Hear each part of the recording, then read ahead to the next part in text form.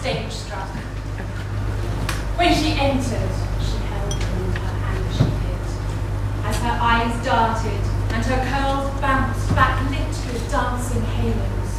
I was spellbound, watching her every move.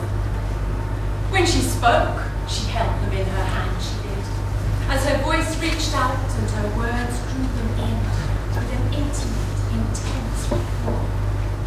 They were mesmerizing, hanging on her every line. When she laughed, she held them in her hand, she did, as her face lit up and the sound rang out so high and crystal clear.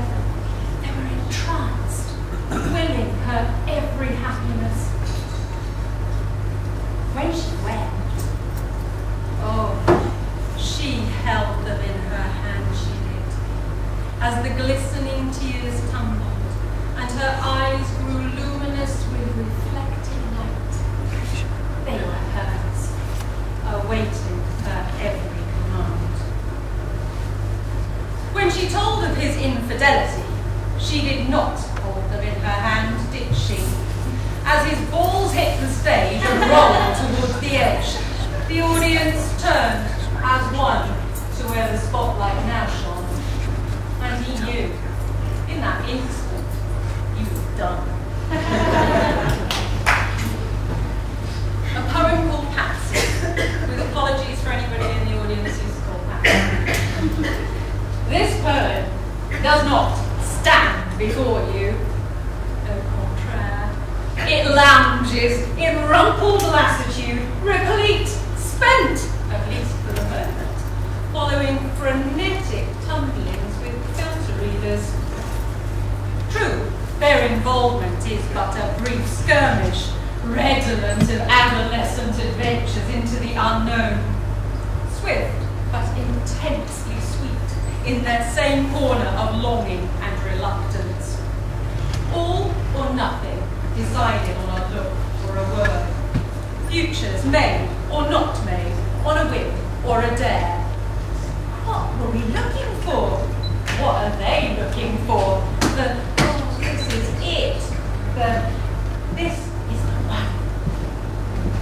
As already told, this poem sprawls the crumpled page, but with a few strokes of experience, it may be enticed to reveal depths yet undiscovered.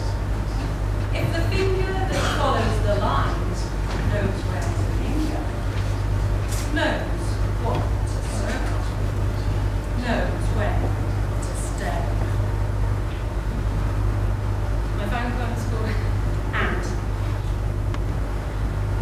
and the gorse burst boldly from the hillside, and the pear gleamed white where she bit, and the jewel beetle glinted as it clambered on her hand, and the shale moulded cold where she did sit. And the sky, it blazed with early morning colours, and the curlew mourned the ebbing of the tide, and the boats, they shrugged and shivered as they came to rest aground, and the marrow shushed and swayed as it sighed. And the dunlin ran at its reflection, and the clouds dodged them swiftly overhead, and the oyster catchers' beaks stained the sand red where they stabbed, and the thoughts stopped while cooling in her head. And she stood up, and she breathed in all this glory, and she laid the beetle gently on the ground. And then, with measured steps, she danced towards the beckoning of the waves, leaving only her pale